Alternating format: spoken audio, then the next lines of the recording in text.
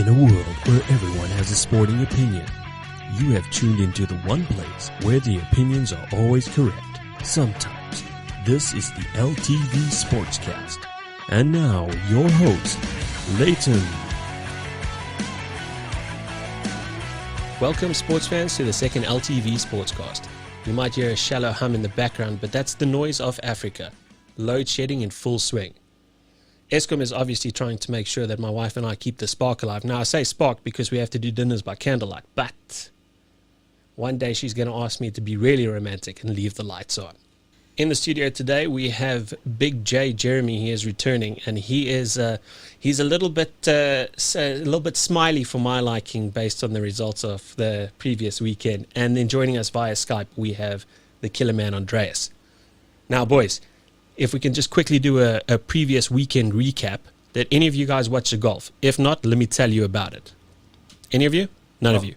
Well, John Rahman, that 66-foot putt. Wow. Yeah. Well, so Dustin Johnson to make the playoff, when he went over that little ridge and he says, okay, and I looked at the putt, I said, world class. And I remember last week you were raving about how good Dustin Johnson was, and then John Rahm says, hold my beer. And when that putt went in, I was blown away. But yeah, incredible finish to that BMW Championship. Now, there's something special about the John Rahm. Now, if I can just quickly dive into that, and we'll talk about that a little bit later when we talk about Eastlake and the expectations of Eastlake. John Rahm's average generally has a higher floor than any other golfer that will be playing in Eastlake, and it's a lot higher than Dustin Johnson. But Dustin Johnson's ceiling, obviously, astronomical. I don't think John Rahm will ever go low scores the way Dustin can, but John Rahm did hit the tie best score for the Sunday going in. So absolutely fantastic. Now, if any of you guys do play golf, though, if you hear that somebody plays at their courses, Olympia Fields, and they tell you that they're a single-figure handicap and you're a scratch golfer, run, because that was one of the toughest courses I've ever seen in my life. Yes, Andreas, I see you wanted to chime in on that one.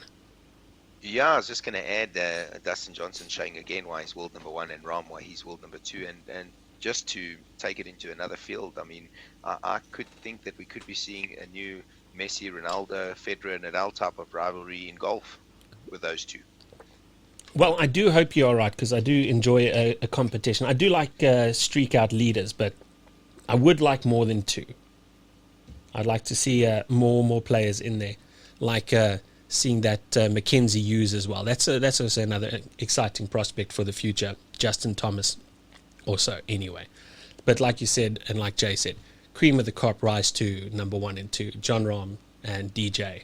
Absolutely amazing.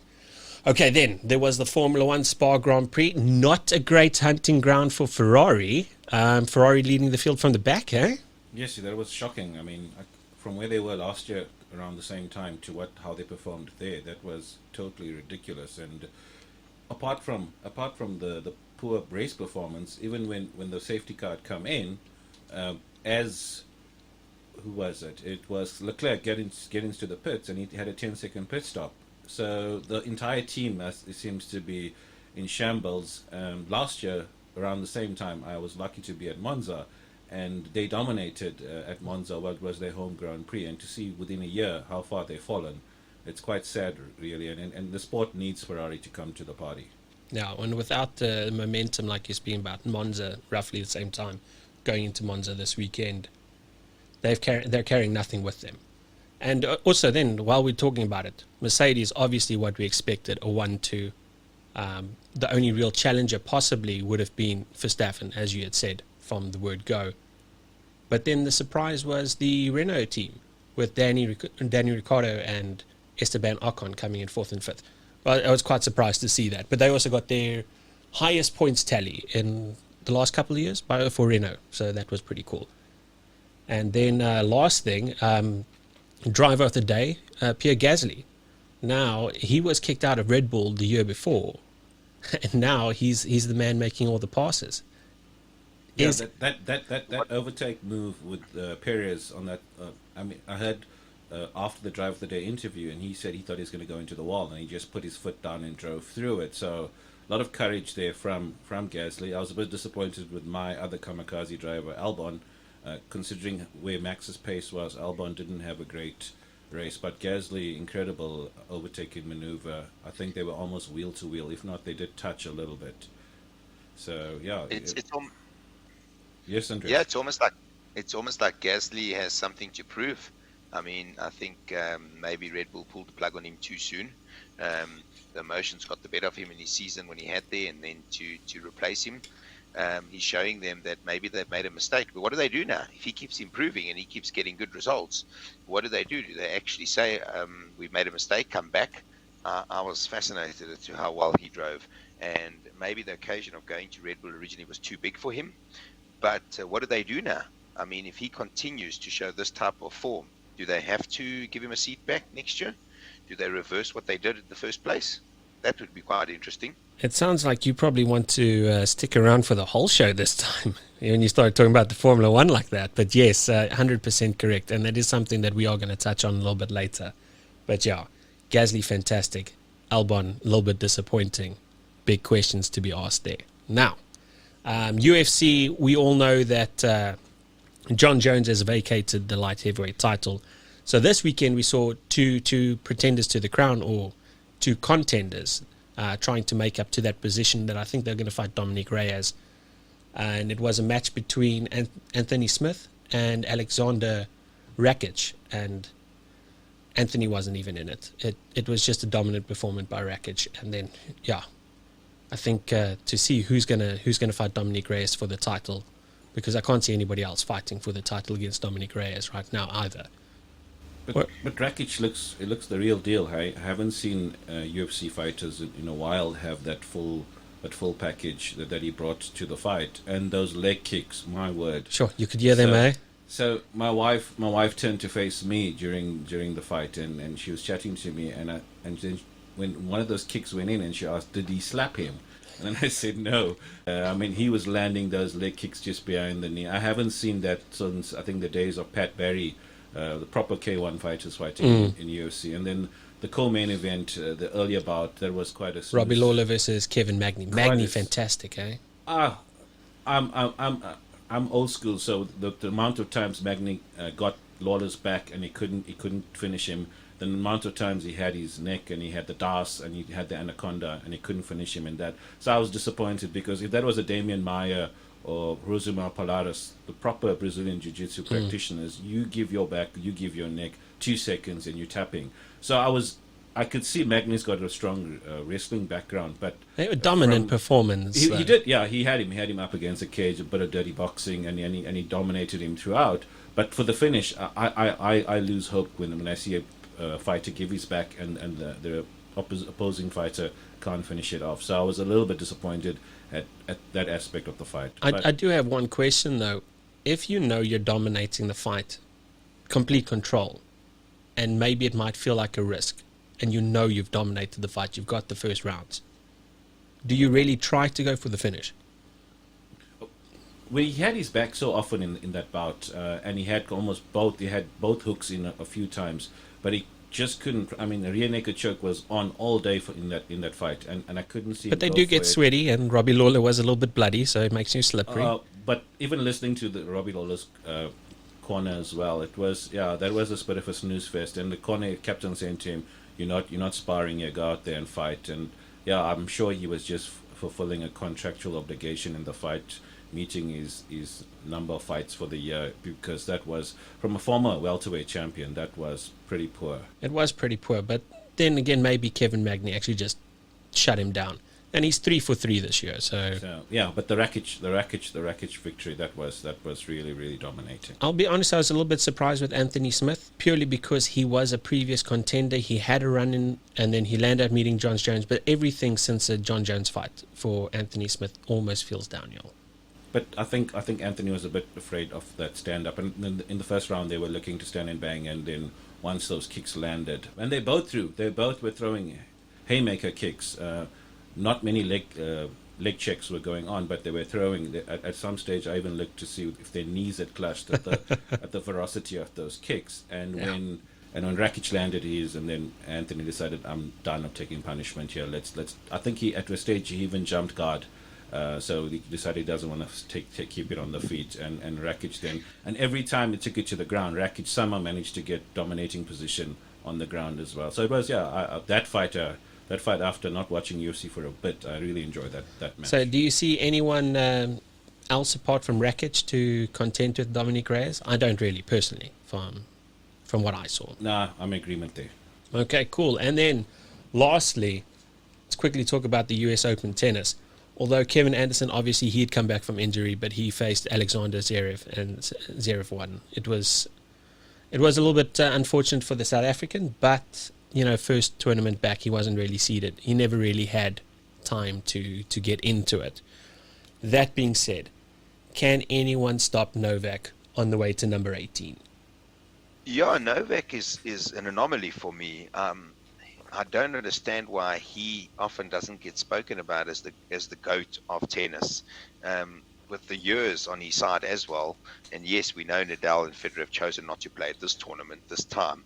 But if he does get to closer to Nadal, he's got 4 or 5 years on Federer. He could quite easily end up his career with the most Grand Slams. You say, we talk about age. Him and Nadal are the same age, I think. Or they're 1 year apart. I stand to be corrected. But that being said, obviously, 18 if he takes this one. Rafa is on 19 right now, and then obviously Rogers in ahead.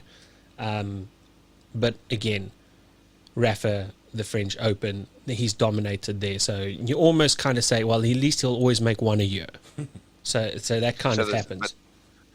But then the statistics are actually in Novak's favor. 100%. Because more often than not, he's got the 3 others that he can contend for. Where Nadal, we know, if he doesn't do it at the French Open, he's almost out in about, what is it?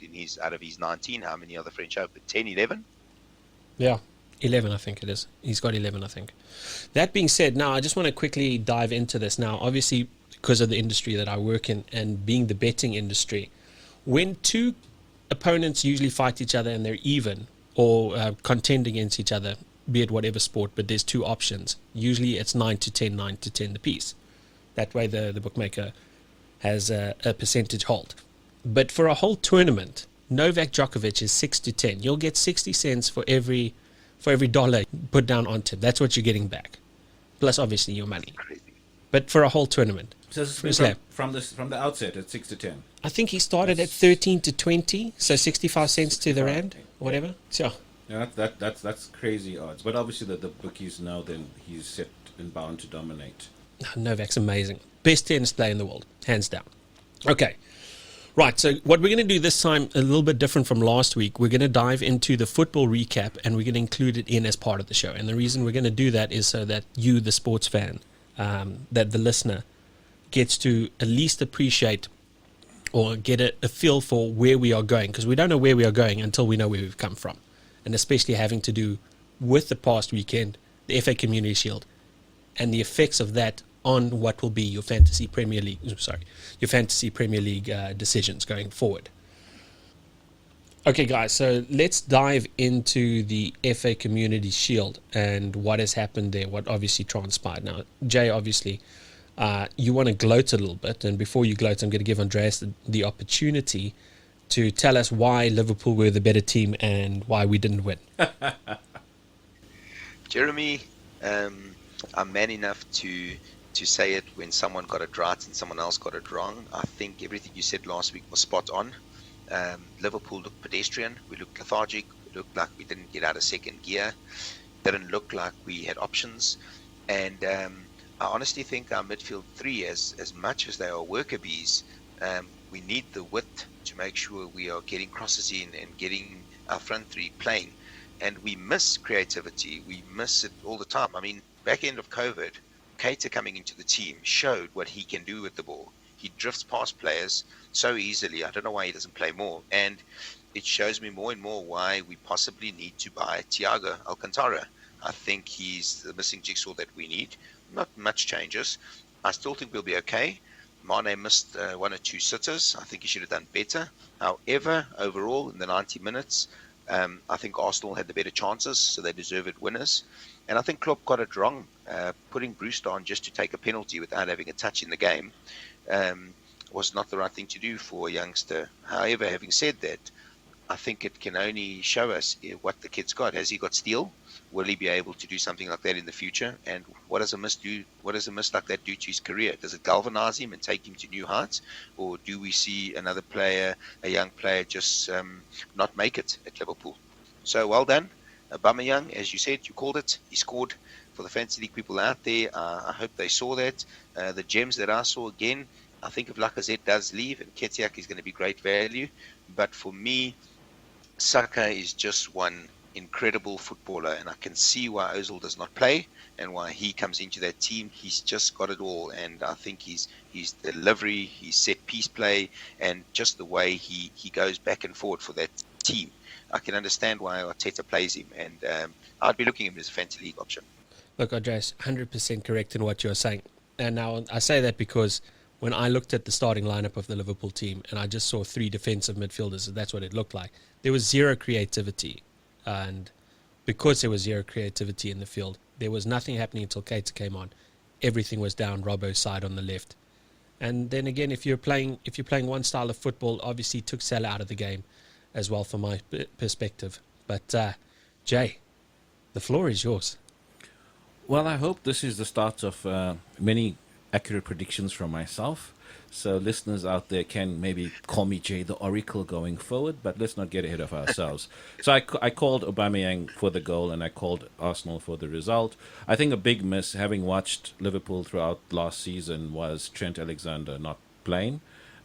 When Aubameyang got their opportunity, he took on the inexperienced Nico Williams on that side. Instead of showing him the outside, Nico let him cut in and Aubameyang finished. Although you guys have spoken about, personally, Keita, for me, a lot of the times he doesn't seem to create impetus and momentum in the game. He's because I always have Mane a lot in my FPL team. So when I'm looking at Liverpool, then I'm thinking this is Mane, but why is he so slow? Why is he drifting through the game? So Keita is a excellent player. His vision is remarkable, but his work rate is something that's not there. Liverpool, yes, to Andreas's point, Thiago will be a big impact in the team if you guys are to improve and to defend the title. Everyone knows it's so predictable that if Liverpool wants to generate opportunity, it's either coming via Robbo or it's coming via Trent. And so Trent was a big miss for you, whipping in those crosses. And Andreas, Firmino, come on, my guy. Is he the highest defender in the team? I know Klopp loves him for the press and pressing up right from the number 9 position, but since last season, coming out of lockdown, and even in that game, I don't know how long Firmino is going to continue playing that way. I don't see people see him as a false 9 anymore, so they just tend to mark Salah and Mane or pick them up, because Firmino, he was poor throughout that game as well. Did you even have to mark Mane in the game, considering he's finishing? Yeah, Martinez's first save was fantastic, and I was pleasantly surprised as well to see Martinez start ahead of Leno. I heard Arteta say that because he had actually won them the FA Cup, so he had given him the opportunity to play in the Shield. I don't think from an FPL perspective that Martinez will be the starting goalkeeper. I think Leno will be back in the squad come game week 1. I also believe that Martinez is looking to leave. There's been rumors that other clubs are looking at Martinez as well. So I had Martinez in my squad, and I think, and watching but Mane on the second one, Martinez went low, and Mane just didn't have the composure, which is rare. He didn't have the composure just to chip and lob Martinez in goal to give Liverpool the lead. You're right, Jeremy. I think Martinez is looking to be a first choice somewhere. I think he deserves it. So, and I see that a lot of clubs circling for him. The other thing that you're saying about Firmino is so true. It's almost like we're predictable.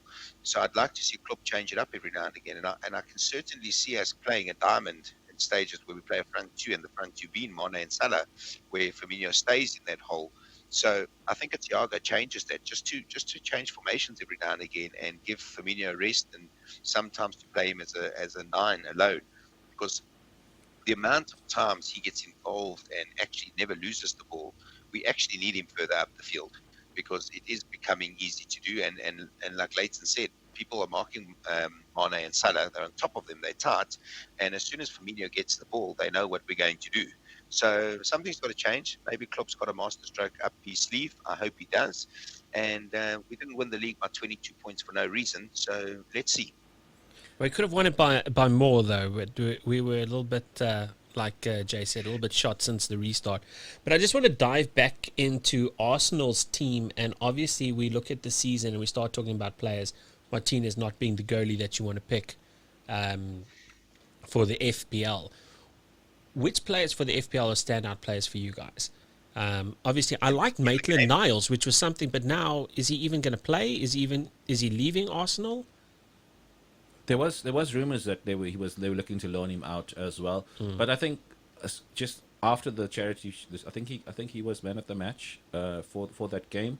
But with him being able to play with both feet, and he's quite versatile, so he can be used in a different utility variety. player, for sure. But I think from a pricing, I can't recall his pricing, but I don't think it's priced right for FPL as well.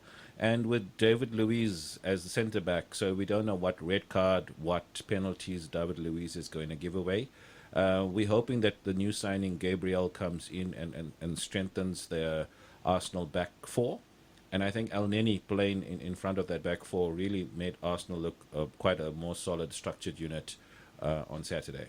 So apart from Aubameyang, who else do you think can fall into that team for FPL? I must be honest with you. I think with the wing backs, if he stays, because PSG and the rest are circling for Bellerin.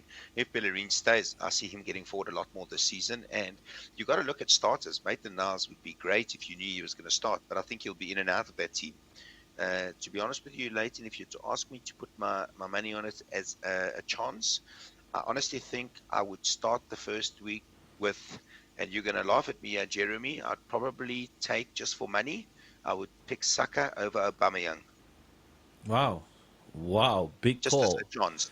Big call. So from going around looking at the FPL Twitter teams, everyone's captaining Aubameyang against Fulham on the first game week. So I actually think Saka is a good call at 5.5. So I normally use the Charity Shield. Well, it's my second season playing there, so I use the Charity Shield. It's 100% call rate. So you haven't failed yourself just yet. So I use the Charity Shield to scout, and as I mentioned last week, I picked Sterling ahead of Salah last year watching the Charity Shield. This year, Saka stood out, and Aubameyang. And to the listeners out there, please, if you haven't started tinkering with your teams, you need to start. The pricing makes the first game week so difficult. People are talking about playing their wild card in game week 2 because of the two Manchester teams blanking.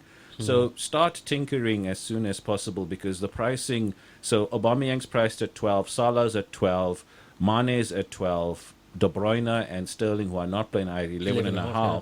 And then you got the Portuguese oak, Bruno, at 10.5. And it's such a difficult price point because he's one cheaper than than KDB and Sterling, and he's 1.5 more expensive than Son. So he's sitting alone in that niche bracket of 10.5. So to fit these players in come game week 2 and game week 3, I've struggled. I've had, from the last podcast to this, I've taken some of Andreas's advice, and then I've added it in, and then I've squashed it and thrown it away, and then I've tried new stuff. So my advice to the listeners is to go and start having a look at it, and there's going to be a decision and a call made with regards to that wild card. But to answer your question, the FPL assets that stand out for me is in Arsenal. Is Nketiah priced at 6, Saka priced at 5.5, and then Pierre Aubameyang is obvious no-brainer there. Okay, while we're talking about no-brainers,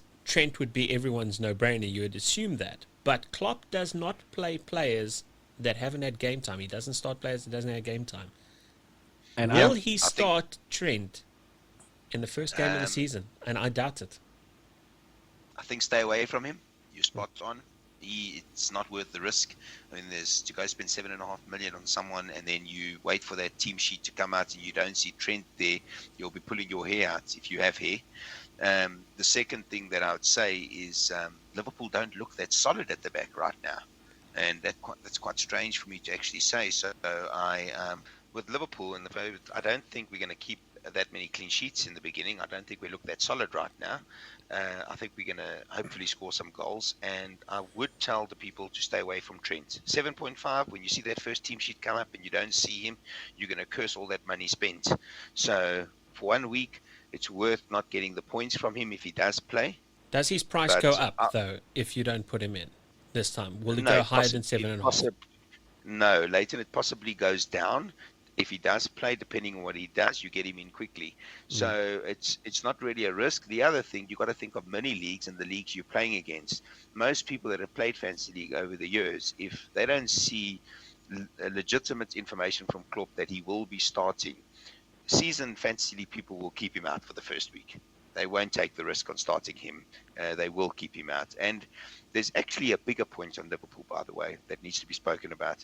With Aubameyang dropping in and Fernandes doing so well, and De Bruyne and Sterling and all the midfielders that City have and Arsenal have, is before you were afforded the double up on Mane and Salah. I think now you're going to have to choose one of the two. So you're going to be very, very disappointed at times when it comes to who you pick. So is it preference? Do you pick Salah for his explosiveness and that he's on free kicks and penalties? Or do you pick Mane for his goal-scoring ability? Well, except for the Community Shield, of course. That being said, now, guys, I know last week I mentioned the 4-3-3. And I did some maths here. And again, I could be wrong, but hear me out. If you took the top four defenders last season, that being Trent, Robbo, Van Dijk, and then Doherty, right? And you combined their total value came to an average of 6.75 with an average score of 184.5. In terms of if you're paying 6.75 for someone to give you 184 points in a season, why would you overload your midfield? What's the value in that? So, Leighton, as Andreas mentioned last week, and I think it's key for seasoned players like Andreas and a newbie like myself coming into this. Is newbie, no, I'm the newbie. The fixtures dictate. So the fixtures play a paramount role in terms of team selection. So when the fixtures are lined up, and if those are the players that's got the prime games that run in probably 4 to 5 game weeks, those are the players you select. And if it slots in that they get you a formation of 4-3-3, then so be it. But if the fixtures do not align itself up, then you play with whatever formation that works. But fixture selection, and I think the guys use the terminology fixture ticker, that shows you the fixture difficulty rating for teams, whether they're playing home or away, is something that needs to be taken into consideration before just looking at the pure mathematical and historical dollars performance. To donuts. 6.75 for someone is going to get you 184 points. If a midfielder would do that for you, would that be fantastic? So this is in reference to Trent this is overall if defense. you take the top four defenders from last season, you pay on average 6.75 a player, and they get you 184.5 points a player. That's the average. So 6.75 for 184.5 points. No, that's a bargain. That is a bargain. But to be able to have them in your squad and then to forego your premium midfielders and forego your premium strikers, at the end of the day, FPL is about scoring goals. Look, I'm not saying I'm a Liverpool supporter, because I am, obviously, and I know something about football. Clearly, we've won the Premier League. We've won the Premier League. I'm sticking by it. That being said, I would load in all three Liverpool boys. It seems. Let me add you in there. Let me jump in here, and I'm sorry to do this for you because you are a newbie. You do know that if you add in all three Liverpool boys, you can't have Salah or Mane in your team. That's fine. I can have Abba. So no, you say it's fine. But having those three in, and think about it this week. Think about it this way, because this has happened to many people that tried that.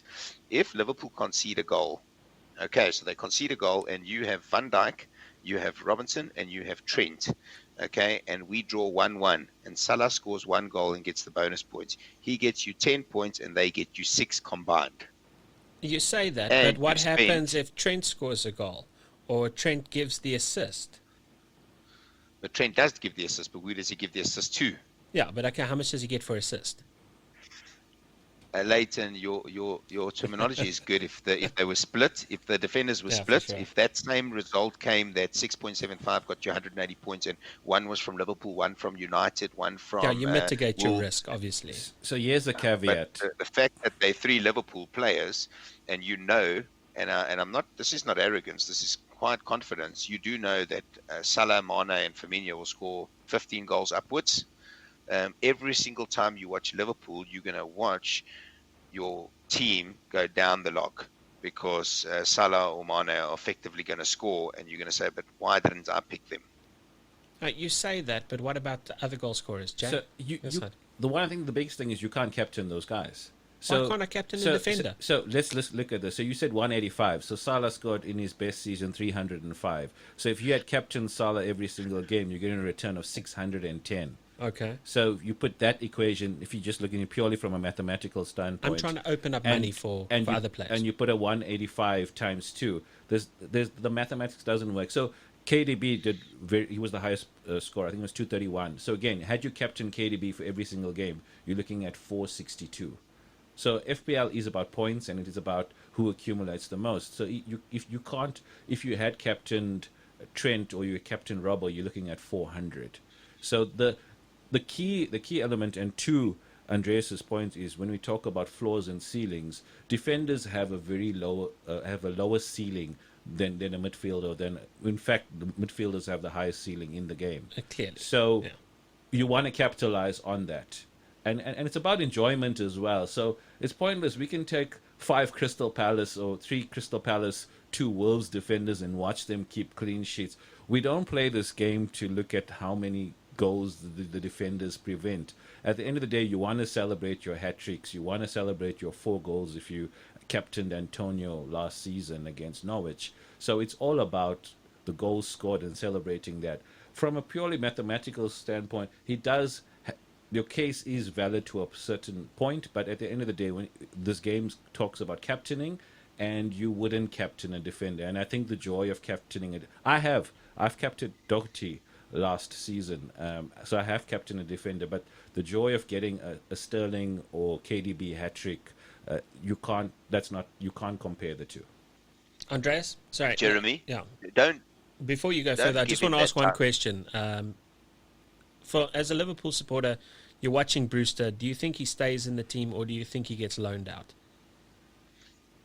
honestly, I think he stays, and I think he takes Origi's position. Okay, I was actually hoping he'd get loaned out for 4.5, and then I'd put him in my team too. Because go Liverpool players. I just wanted to add something to that, Jeremy. Don't give Leighton credit for that ridiculous assumption that he wanted to make with the 4 defenders. Don't even allow it. But what you said was very important about Fantasy League. I can tell you the most joy Fantasy League has brought me is around a braai with friends, bragging when my captain has got me a hat trick and they don't have him in their team. And he's Or got the a other clean way sheet, around. and his name is Trent Alexander. Or the other way around. No, all the other way around. Honestly, what you're saying is last year in our mini league, one of the guys actually captained Antonio, where he scored the 4 goals, and it's the highest pot that anyone's got in 3 years in Fantasy League. So that's what we play it for. We don't play it to watch Trent Alexander keep a clean sheet and maybe get an assist.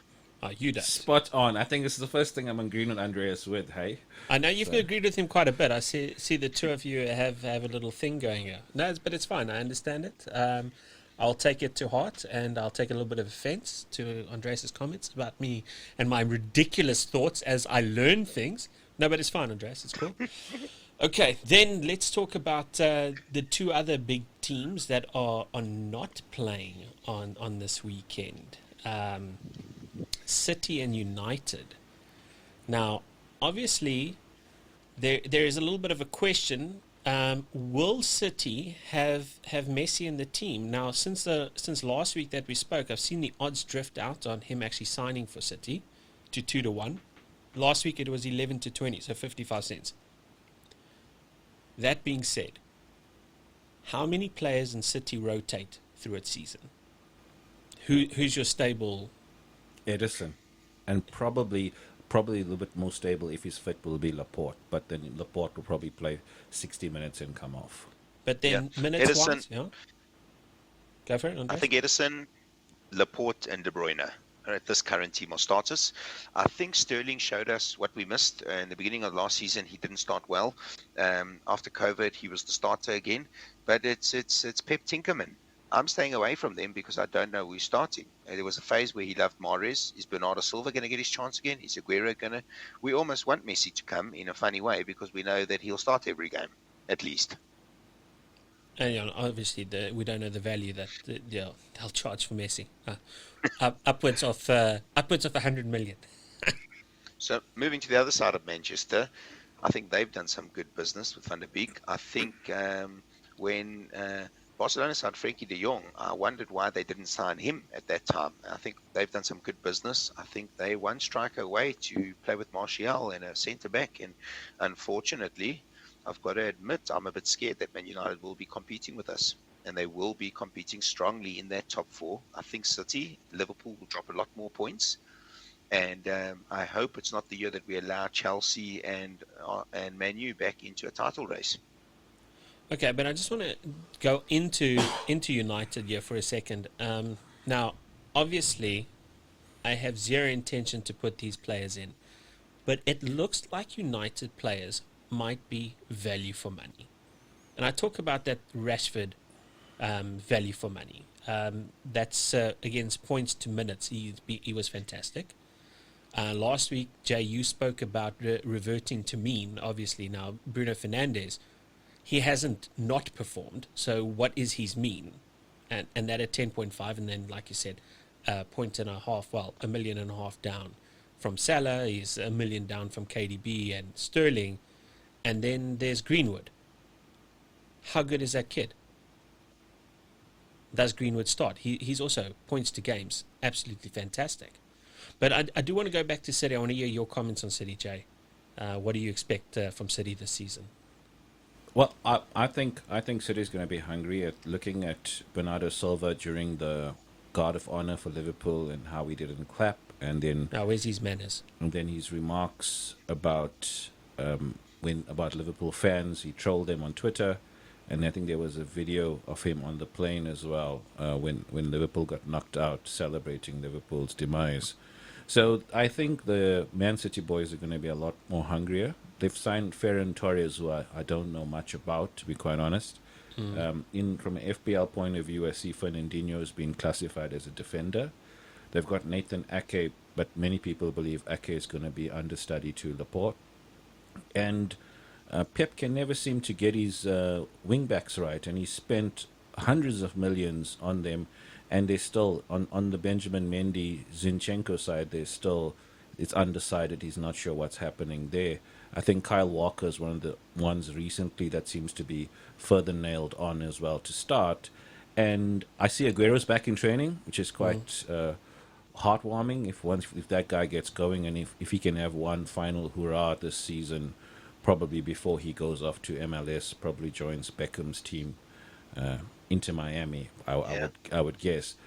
So I think this would be his final season. If there's any other goal records that Aguero needs to make or reach for, City could be going for it this season. But that's one issue I do have with City is if Aguero's not there and Jesus is not on form, they don't seem to have an Origi or a Brewster that comes into that could fill a stopgap role. I've seen KDB play up front for them as well, and Sterling doesn't really thrive playing out of the center.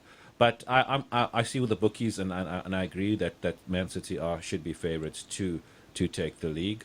I think they're gonna because Pep finished with one Carabao Cup last season, and that nobody wants to win it except the United boys, I think. But nobody else wants to win the Carabao Cup. I just want to go to that, and you're talking about the cups and him finishing with the Carabao Cup. It's Pep, City, Champions League. That seems, again, I know we spoke about it last week. How much do they push to win the Premier League or do the double this season? And you said last week they put the eggs in the basket for Champions League. The thing is, they don't need to put the eggs in the basket. They've got such a good squad. I mean, as Jeremy alluded to with the wingbacks, they spent 200 million on wingbacks, and I found it quite interesting to see that Cancelo started the 2 games in these one-off Champions League games. So he's lost his faith in Zinchenko and actually in Mendy. Funny enough, if Mendy does play, he is a great fantasy league asset because he gets up the field and he bombs in crosses all the time. But I still think they've got the best squad. Unfortunately, I make them favourites for the league as well, because I think they will have the depth. And I think over a long season, for 3 years, for Liverpool to do what they did for 3 years in a row with the players that we have, Klopp has used his 11 stars very, very in the last 2 years. We need a signing or two just to at least, I'm not saying keep up with City, but we need a signing or two just to freshen things up a little bit in the midfield, and then maybe someone to put pressure on the front three. My only hope is with an injury to Aguero or a Jesus, is he's spot on that they don't have someone that will score them those tap-in goals if those two don't play. Okay. And then Jay, into United. Come on. So I don't think Ole is a coach. So really, I've got no regard for him in terms of coaching at that level. So I do believe they need to give somebody a chance, give them an opportunity. But when you watching the game, the Europa semi-final against Sevilla, and you look, I always ask the United fans, tell me what formation, what structure, what strategy Ole's applying, and it's basically Martial to dive and Bruno to take the penalty. And that's been it. I don't see Martial as well as being as clinical. I mean, you can't speak of Martial in the same breath with Aguero as an example. Even Mane and Salah will play slightly deeper. Their finishing is a lot better than Martial in terms of goals, just goal conversion. Yeah. Pogba's got coronavirus. I believe Wan-Bissaka's been in quarantine. I really rate Mason Greenwood very highly. Shoots with both feet, very good balance. Probably one of the most clinical finishers And I've what does seen. he cost, FPL? 7.5. 7.5. 7.5. So I rate him very highly in terms of his age and his skill set. But they're so afraid as well to use him. I had a chat earlier on with some friends of mine, and they were talking. He wants to protect him and the likes. Wayne Rooney wasn't protected. Michael Owen wasn't protected. Same age. Kylian Mbappe wasn't. Even Bukayo Saka at Arsenal. They're letting these youngsters go out and have a go. So it seems Ole is very scared regarding Mason Greenwood. Maybe there's something there. Maybe he's injury prone, but we haven't seen that. I must say, post lockdown as well, he picked up 3 kgs. So, and he looks a lot more bulkier. He's a great asset. But them signing Van der Beek with Pogba and Bruno, where do they fit all of these players? I can't see that. Jeremy, sorry to jump in. I'll ask you a question on Greenwood. I think he's an exceptional talent. And by the way, if you're good enough, you're old enough. Do you think his post-COVID form makes him undroppable? No, absolutely not. Post-COVID, they played a lot of the bottom sides in the league as well. And I've seen in a couple of the big games in the semi-final, both the semi-finals, he tend to go missing. So I think, he definitely needs to develop a bit. I just think from a pure talent point of view, and I don't generally speak. Yeah, if you want to bring him on, Giggs started at 16 in that United team. So a lot of their original stars, the likes of Beckham and Scholes, Nicky Butt, if you can think back that far, they brought them in young and they threw them in the deep end. Alex didn't use kid gloves with them. And with Greenwood and even with Brandon Williams as well, I see the same thing. They're very afraid to let these youngsters go out, make a mistake, learn from their mistakes. Ole is also applying similar Klopp strategy as well. He's playing the same squad week in, week out. Even if there's 3 or 4 games within a short period of time, he's playing the same squad. In the game against Seville, I couldn't understand why he didn't bring on Igalo when they needed a goal. Bring on your only striker that you have on the bench, and he didn't bring him on as well. So I don't rate Ole. To go back to that, okay. I don't rate Ole at all. I mean, where does he lead them this season? To what position? With the money that they spend, and with the improvement of all the other teams, I'll be smiling if United finishes 5th, just outside. Yeah, but now what is your expectation for them? Probably 5th. Probably 5th. Probably okay. 5th. I see Tottenham improving, and I see Arsenal improving. Okay, we're about to talk about Tottenham and Chelsea, the last 2 London sides. But okay, so we have it so far. We've got Liverpool and City fighting for first. We've got United finishing fifth as far as Jay is concerned. But Andreas, you thought United would be challenging, so you see them in the top four. Yeah, I think they'll be higher. I think Spurs will be better. I think, by the way, I think the times of Liverpool and City getting 99 points and 98 points, I don't think that will happen for a few more years. I think the guys have improved. The Chelseas, the Uniteds, the Spurs, the Evertons, the Arsenals, I think they've all improved. And I think we'll be seeing a winning team in the high 80s, low 90s, possibly. And I think United will be contending. I don't think they'll be close enough to City and Liverpool, but I Top do four. see them in that top four. I think so, yes. Okay, great. So let's get into the last two London sides for the Big Six now, and obviously we believe then possibly can fill the two other positions. Where do you see Arsenal? Sorry, Jay. Arsenal probably sneaking into that fourth spot. I mean, they owned top four for all those years. So it's just the last 2 years or so that they've struggled to make Champions League. Yeah. So I see Arsenal probably getting into the top. They've done some work in the transfer market, so it looks, and it's given Arteta some time as well to gel with the team, to get the teamwork and team ethic going there. So I could see Arsenal sneaking into, and they've got the youngsters. We mentioned Maitland-Niles. They've got Willock. They've got Nketiah, who I think the boy is quite a good future ahead of him, and obviously the rising star Bukayo Saka. But they also have some experience in Willian and that. Yeah, on the side as well, for sure. Willian will be a big plus for them as well. Andreas, where do you see Arsenal Definitely. falling in? I'm Did they going make to throw a top four? spanner in the works, yeah. No, they don't. And I actually think we will, unfortunately, see a Mourinho masterclass. I see Spurs finishing above them this year, Sure. and being the closest challengers in London to Chelsea. I think he'll get Kane and Son ticking.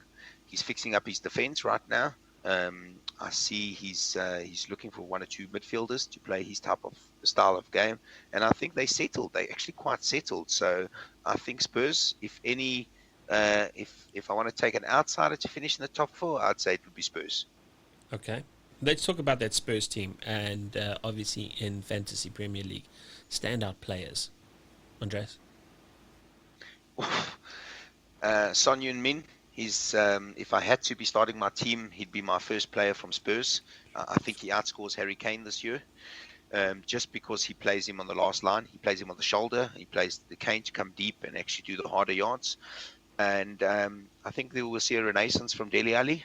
I know that Mourinho likes him, so he could be someone that does well at the end of the season. Lasalsko and Lamela, you just got to watch to see if they play. They could be good outsiders there and good value, and possibly Doherty. So I'm actually looking at quite a few Spurs players this year. I must be honest. Okay. I was always as much as I don't like to admit it, I think the obviously the best natural finisher in the Premier League is Harry Kane.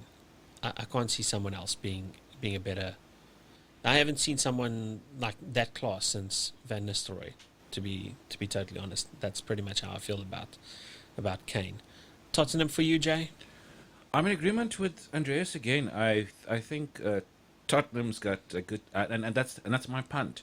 That's my punt. So a lot of my FPL is also revolving around Tottenham, and they've got the first 3 games going.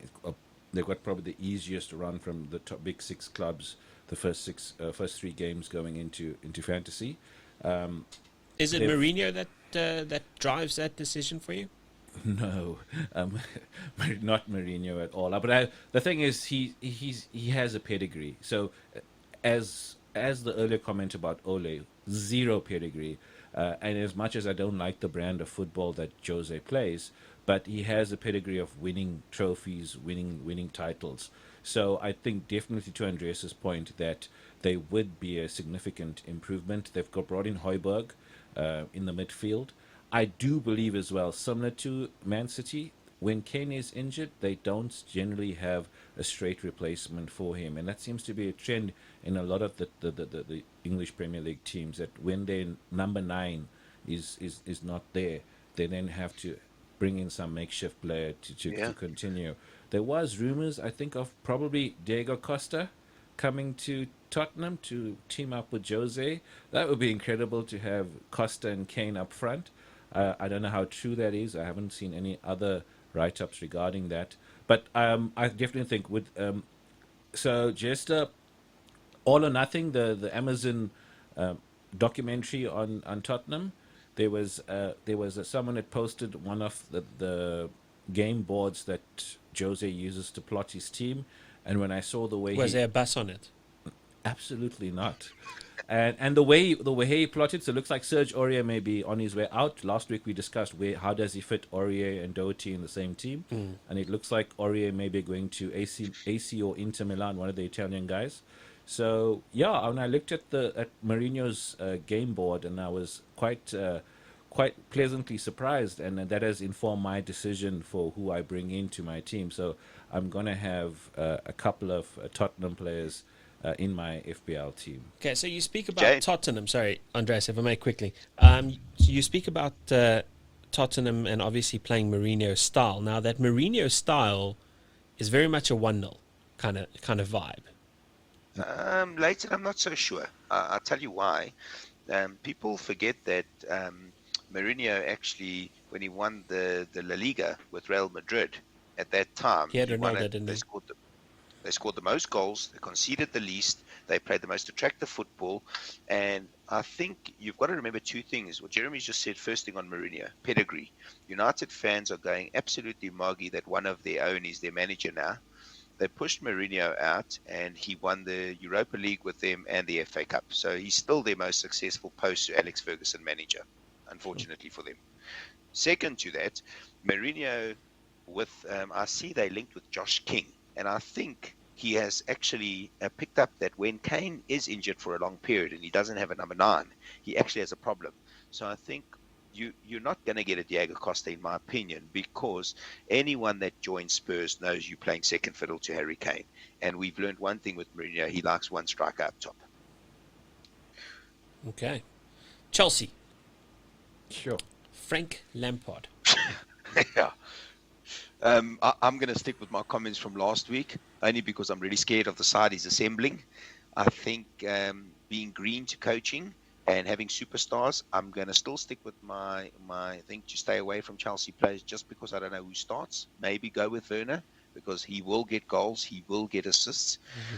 If they start and the ball gets rolling for them and the momentum's there, I really see them challenging for the title. If it goes horribly wrong, I see Frank Lampard out of a job by December. Wow. So, especially since he's been backed so much now financially. So this out of the job thing, and I had a discussion earlier today in one of the many FPL WhatsApp groups that I'm on. And do you do anything else during the day? Other than work? So I had the privilege, I don't know if you know this, Leighton, I had the privilege of going and watching Chelsea and Valencia play last year. A week from now, the first game of the UEFA Champions League, I watched Chelsea play Valencia at Stamford Bridge. Okay. And Frank is, I think probably with Drogba and to a lesser extent John Terry, Frank is worshipped, and the most popular player on that evening from the crowd and from the banners and everything that I saw was Frank Lampard, and he was the coach. He wasn't even playing on the field.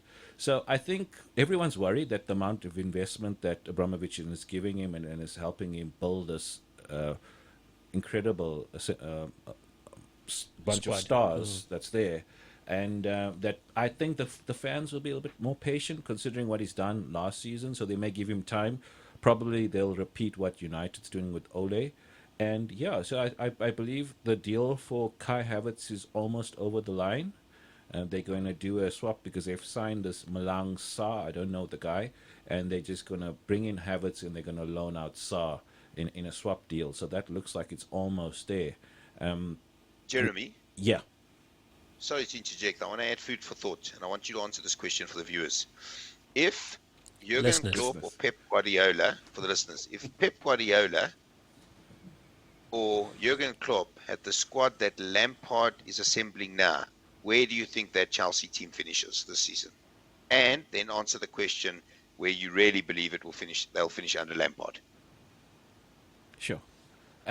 Obviously, the synergies need to be developed, and we're bringing in players from different leagues we haven't played together. And that's one thing I'm a fan of, is where you have players speaking the same language as well. So that will take some time. But overall, so one of the things the way where Lampard stands head and shoulders above some of the other of his contemporaries at the moment is that the players seem to have some sort of respect for him as a player. It's kind of like a bit of idol worship. So when you see those players arm around Lampard and vice versa, and I'm referring to the likes of Werner and things like that coming in, they want to play with Frank because while growing up they idolized him. So I think he may get more buy-in from them. If Pep and Klopp had the team probably top four, if it clicks for Lampard, I could see them challenging, probably taking Liverpool out of that second spot and challenging for top two. So behind, I don't see Man City losing the title this year. So everyone's basically playing for second place, and a lot of us thought that last season as well. But I see Lampard with the riches, but Kepa's still there. That is a liability that they have. They've brought in Thiago Silva to give experience to that back line. Ben Chilwell is I won't say he's exceptional, but he's a good asset that they've brought in as well. So with just looking at the numbers, I haven't followed German football that much to give insight into what Ziyech is going, I beg your pardon, Havertz is going to be like. But looking at Timo Werner and I watched the highlights of the friendly against Brighton, and from that right hand side of the Chelsea midfield, Ziyech just pulled all the strings. In fact, his assist almost led to the goal, or did lead to the goal that Werner scored. So I think Werner scored in the friendly within 5 minutes, first full team debut for Chelsea. So I think the fans will support Lampard to the hilt, like they would do with John Terry as well, because they're club legends. And they'll probably give him a little bit more time than any other coach. So if it was Klopp or Guardiola at Chelsea, there the pressure would be on. I think there'll be more grace period and respite for Frank, probably letting him go into maybe one completed season, and thereafter Abramovich pulling the plug. Okay. So just for the listeners on Havertz, what you said is I've actually watched the full montage of him because we've been tracking for 2 years at Liverpool, and if they get him, I'll be bitterly disappointed because behind Mbappe, I think that boy is the next world-class player that we're going to see for the next 5 to 10 years. So as soon as he's ticking and he does join Chelsea, give him 3-4 games, and then he'll definitely be in my team. Okay. So let's summarize here. Jay, your top 6 in order. Top 6 in order would be Man City, Chelsea, Liverpool. We left Arsenal, Man United.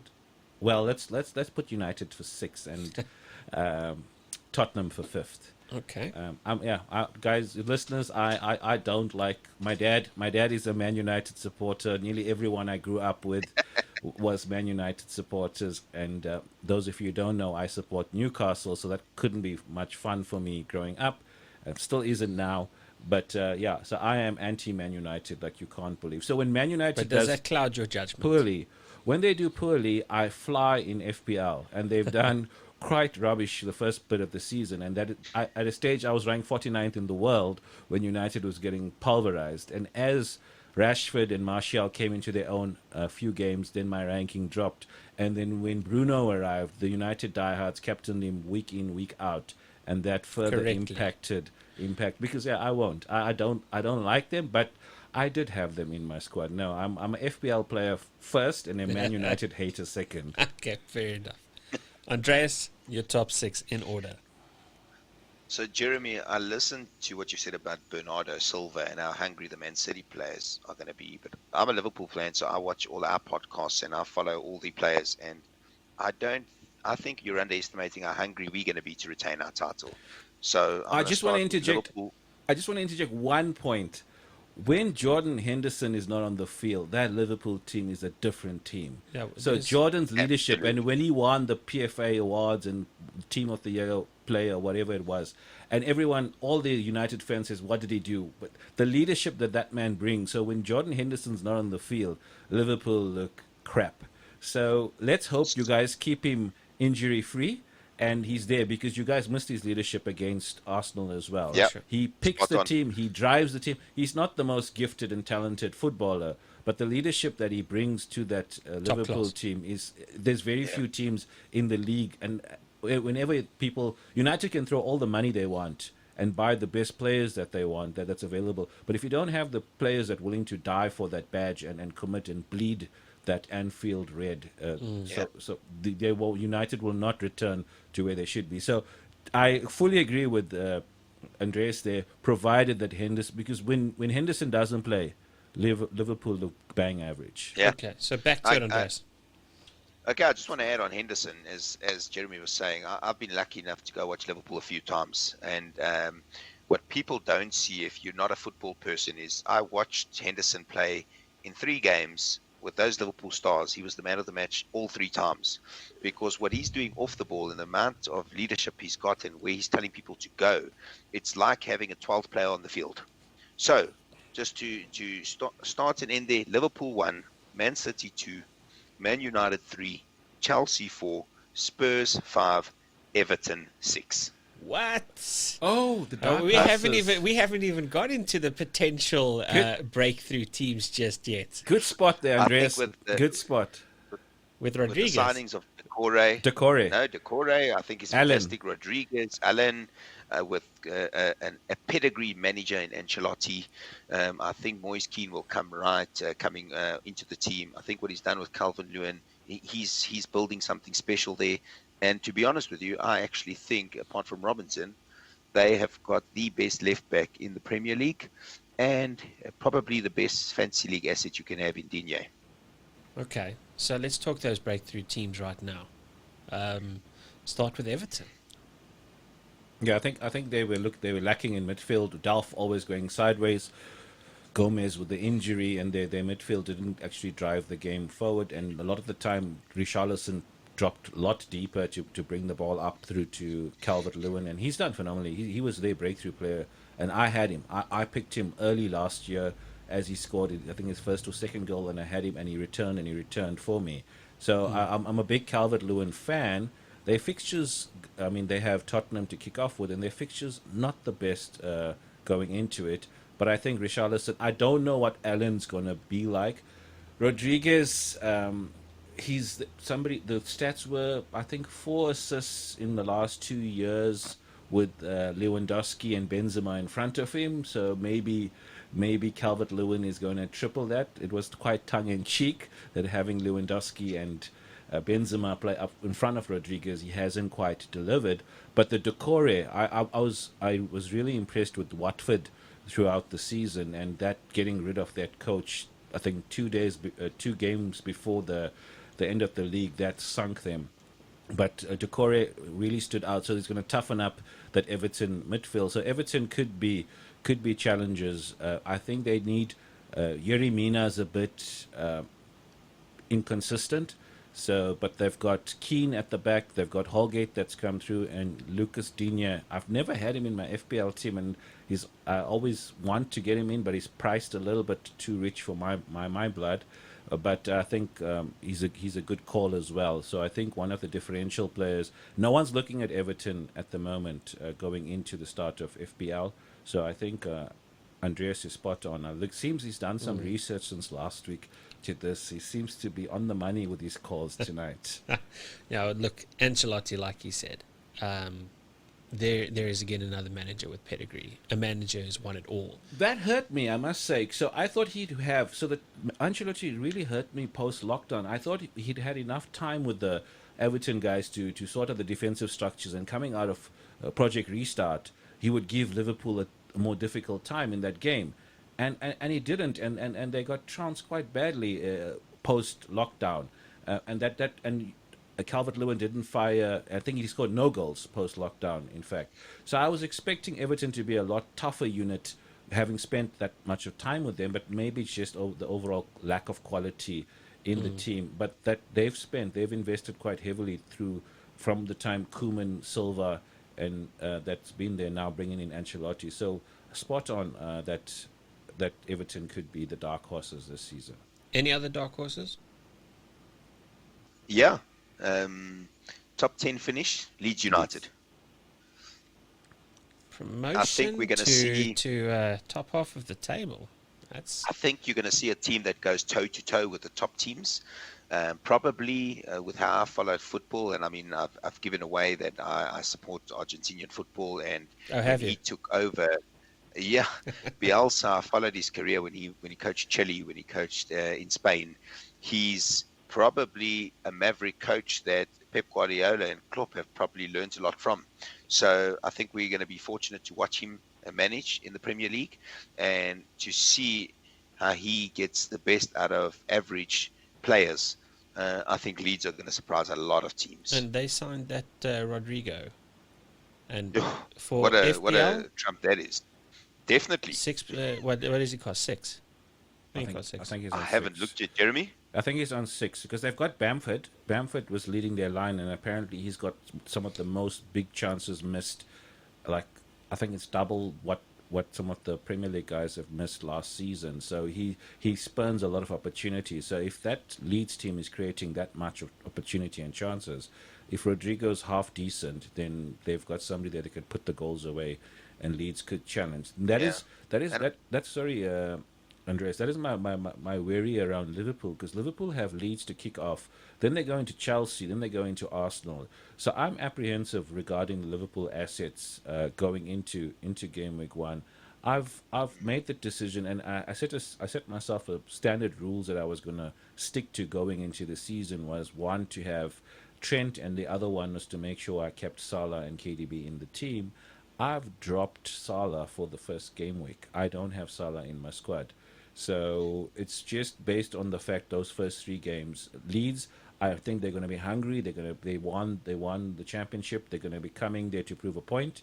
Thereafter, they've got walk into Chelsea, and we don't know what Chelsea is going to be like, as well as and I think Arsenal's going to show improvement. So the first 3 games, you guys could be trailing Man City and the other big boys by quite a bit if things don't click, and if you guys show the same kind of performance you showed on Saturday. Yeah, Jeremy, you're 100% right. My view on it is the fact that we're playing Leeds at Anfield first up. I think they're going to be nervous back in the Premier League, so I think we will pick them off. And for Chelsea, in terms of Chelsea, I would rather we play Chelsea in game week 2 when their stars haven't gelled yet, and we're a settled team, so it almost works in our favour in that way. And Arsenal, maybe revenge is on the mind, so maybe that's almost worked in our favour, the Community Shield now. So you're spot on. It could be one of those that we end up 4 points out of 9, but I've honestly got a feeling that we'll get 7 to 9 points out of those 3 games. And then, by the way, we'll be 3 to 6 points ahead of City because they'll be playing catch-up because they wouldn't have had a game. And they walk into Wolves and Leicester game week 2 and game week 3. Well, let's talk about Leicester.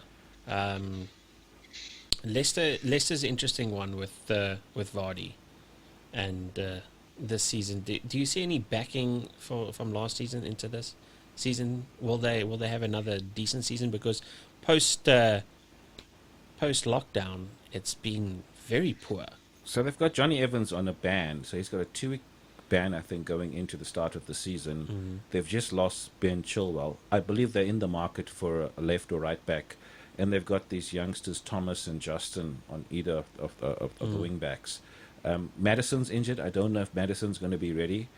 So it's time for Perez and Tillemans to step up, because everyone, when I looked at the squads starting off game week 1 and 2 for last season, everyone had Perez and Tillemans in their team, and they flattered to deceive. I think Harvey Barnes should come a long way this season, and I think it priced at 7. I picked him last season. He's electric speed. His finishing and decision making is a bit poor. He holds onto the ball a bit too much for my liking. Iheanacho is still there, and I don't see Vardy scoring less than 10 goals this season, and he's the hitman. And they open with West Brom. They've got one difficult game against Man City. So the fixtures for Leicester from an FPL point of view is in their favour, I think, for the first 6 or 7 game weeks. Yeah, I've built my team around that thinking as well. So I've got Vardy leading the line. I'm thinking of captaining Vardy, in fact. Vardy against a newly promoted West Brom. I think that could yield some dividends. I think Leicester, but you can't play old man time there. Where's Morgan at centre back in the Premier League anymore? So, So so, yeah, Andreas, so you were Leighton, coming there. Jeremy, yeah, you're spot on with Leicester. I mean, that's the beauty of the Premier League. I mean, I don't even have them in my top six, and I still think they're a great, exciting side that have options everywhere. I must tell you, probably the centre back of the season last year, if you take Van Dijk out of it, Soyuncu. What a player to sell Maguire for 80 million, and that guy replaces him and probably has a better season than him. Kudos to you, Mr. Rogers. The second thing on what he said about Harvey Barnes and Harry Kane, I think he's got a dilemma, Rogers, because Iheanacho is not actually an impact player. When he plays from the start, he plays well. When he comes on, he plays well. Fitting him in to play two up front is their problem. They're a better side when Vardy's leading the line, but Iheanacho deserves to start games. And Harvey Barnes on the wings with Perez on the other wing, they've still got a really, really exciting side. I think when Pereira got injured and Soyuncu got suspended, that curtailed their momentum coming into the end of last season. But I truly think Leicester still have a great side, great manager. They played nice attacking football. But I think the other teams have just improved too much. So I think they're going to go slightly backwards just because But of top that. half? Not Still top half. top half, yes, definitely top half, but in between that 7th, 8th, 9th place. Okay. Wolves.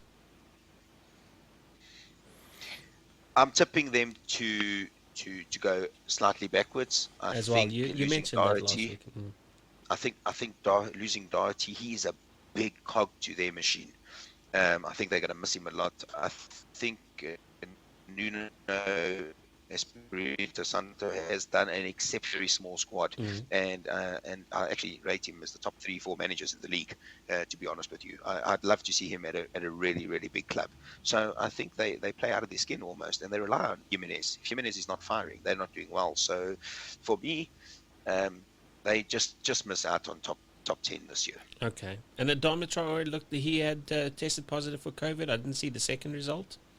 Last, I was on the same page that he was positive. I don't know if there So was a he second also test. missed the start of the season for isolation as well.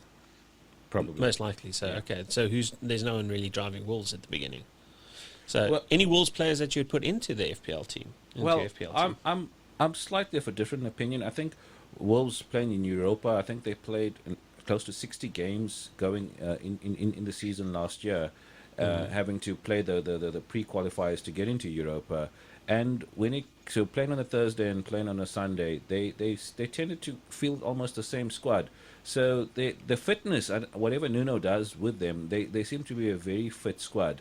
So they were able, and there was not very little drop off on in their Premier League performance. In fact, they had quite a fantastic season. So generally, historically, if you play Europa, your Premier, and Burnley did it. Burnley tried with a small squad. Burnley struggled, and that they had a poor Premier League season.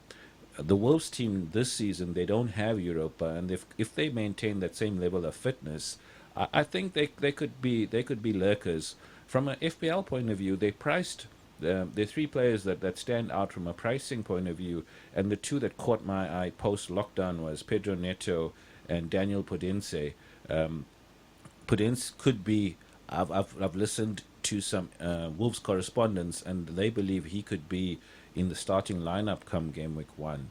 So be on the lookout for that. And it is quite a little, and he's quite tiny in stature, but he seems quite effective taking shots in the box at 5.5 in midfield. So there's value there. And then Jota, who's been my punt, but I can't seem to afford him at the moment in my team. He's gone from being a forward and reclassified as a defender at 6.5. And he scored 2 hat-tricks in Europa last year, so his ceiling is quite big, and I like to have those explosive players that can get you a hat-trick or two. That changes your entire FPL ranking in your mini leagues and overall ranking as well, especially if they're a bit of a differential. So Diego Jota is one of them. Right now, I've had to decide, and the one rule that I decided I'm going to try and stick to this season is to keep a Newcastle player in my team. So when it came down to Saint Maximum and Diego Jota, I decided I will have to go with Saint Maximum. So right now I don't have Jota in, but he's someone that.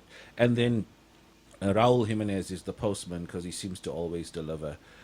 I don't know without Traore providing the quality on that cross, and to Andreas's point, without Doherty coming up that wing, and Johnny is also injured. But again, for FPL players with Johnny injured, Ruben Vinagre, another Portuguese player for Nuno. Doesn't So Jeremy, just quickly, sorry, just to interrupt. Jota, you said he was a defender, and obviously when you sent with Saint Maximin, he obviously is a midfielder, but at 6.5, great value, as you've said. We just got to see if he starts. Vinagre also good, but I think in terms of the wing backs, those positions are not firm down. Maybe Jota moving to the right, and Vinagre now starting. Maybe that's a good punt, the guys. But will Vinagre start? There's a lot of... I see the Wolves supporters are a little bit skeptical about the Vinagre performing this season. I think with Sorry, Andres, you can go. Yeah, I think that's prior to Jota being there still. With Jota moving, Johnny maybe moves over to the right and Vinagre starts on the left. So I think he might be an option. Let's see the first 2 games. I'm staying away from the Wolves players because I don't think they're going to do as well. I'm going to wait 1 or 2 weeks to see if he does start Jota. And Prudence, I liked what I saw of him, by the way, Jeremy, and his shooting is good. He's small, but he gets in there. So let's see. I'll wait and see because I'm not putting in Jimenez at that price point right now. Okay, I want to talk about one more breakthrough team possibly. It's one that I've eyed out that I think is going to have a decent season. Southampton. I think Southampton have got something there. I think there's a little bit more stability. I think their preseason was also pretty decent as well. The goals were flowing. I think they beat someone 7-1? 7-2 something. 7-2, yeah. I think and there were Ings 2, I think Armstrong 2, Shea Adams 2. Everyone came to the party. I don't know the impact of Højbjerg leaving in that defensive midfield role, but I think there's been great improvement with Armstrong and Shea Adams. A lot of teams that I've seen have Shea Adams in at 6. Cheap enabler. So Southampton, yes, could improve significantly. I must say, Leighton, last week I categorically said that I won't have Danny Ings in because of his price. But looking at what they did at the end of last season and thinking if he could score 20 plus again, I might have to rethink that. I think he definitely will score a lot of goals. I think Southampton will be a good side. They were actually good on the eye going forward, but I don't know if they will be to Jeremy's point without Højbjerg there. I don't know how many goals they're going to ship, and their defense has never given me inspiration that they're going to keep clean sheets. So it's a hit and miss for me. I think it's one of those that you put in 1 or 2 of their players, and I like Armstrong, by the way. He's got a goal in him, got an assist in him all the time. But for that money in midfield, not taking any set pieces or anything like that, I don't know if there's better value out there. I believe. Okay, then to end off the expectations of the teams, obviously we're more into who's going to win the league. And obviously trying to pick up fringe players here and there to complete your FPL teams. Any other teams apart from Newcastle and Saint Maximin? Who else do you like to put into the teams to fill out teams? Just on the Newcastle point, Dwight Gale's gone into surgery, so I was looking at Andy Carroll. I think he's at 5.5, and but Newcastle being Newcastle. So I don't know in terms of Joe Linton, whether Joe Linton leads the line for them, but throughout last season there was a lot of comment that Joe Linton likes to come off wide and play a bit deeper. So it would be, I was looking at a punt for Andy Carroll and being a Newcastle supporter to see that if Gale doesn't, so by all accounts Gale shouldn't play this year. So if he recovers, he'll probably come in next year. Newcastle, they're on the verge of getting Ryan Fraser on a free, the Scottish ex-Bournemouth player, as well as there's talks about Callum Wilson. So I think with that, Matt Ritchie going the other way in a swap deal with a bit of cash, Callum Wilson coming in. So I would, if Callum comes in and he comes in at a good price, I'll probably be looking at him as one of the differential forwards that I'd consider in my team. Other than that, there's not much. I think game week 1 will be a good gauge. So we've got to look at and see who emerges and what the promoted teams look like. And that's Sosek from West Ham. Yeah, it's got COVID. So what? So yeah, I just want to add on West Ham. I'm actually punting on West Ham. I like the look of the way they stayed up. I like the fight they showed right in the last 5-6 games of last season. I think there's a bit of a balance, and I was quite surprised to see Moyes playing quite an attacking, attractive style of football. I like Jared Bowen. I thought he looked exciting, coming on that from the right edge, cutting in on his left foot, taking his corner delivery was good, his free kicks were good, and he was good in open play. So I think he's a punt. I think if you don't have the money to spend on Antonio, he might be the punt there. And because they underperformed so badly, Lanzini and Anderson, they've dropped so much in value that there could be a punt there if they start a few games. So I'm watching West Ham to see how they start the season. Okay. Andreas, I know you're a fixtures guy, so just to give you West Ham's opening 6 fixtures. They got Newcastle in game week 1, Arsenal, Wolves, Leicester, Tottenham, Man City, Liverpool. And then they go into Fulham. I did say I'm watching them. Yeah, then they go into Fulham. Yeah, he did say watching. I had Haller in my team, and I think probably he could improve this season. And when I looked at it, I said, "Wow, I'm not going to go for a 1 week game week 1 punt with Haller, and then have to walk into Wolves, Leicester, Tottenham, Man City, Liverpool." So yeah, I think yes, when the fixtures turn. I think from the Fulham game onwards, I think West Ham could be the dark horses. Hopefully, we don't lose too many goals from the likes of Antonio, Haller, Bowen. Souček is dynamite in the air. I think he scored close to 30 goals or so for Prague. So he is a goal scorer at 5. So in FPL, we're always looking for value and for somebody to also fill up the bench on occasion. So Souček's one of them, but I believe he's in quarantine at the moment. Okay. Now, just to end off on the football section for today, your relegation teams, Andreas, who's going down this season? Leighton, I haven't given it much thought. I do think West Brom are gonna struggle. Okay. I think Scott Parker has got something good going with Fulham. He's got them hungry. I think he might have learned lessons from last season. So I think, if I can say it from a different perspective, I think Leeds and Fulham will stay up. No, that's not what I want to know. I want to know who's going down.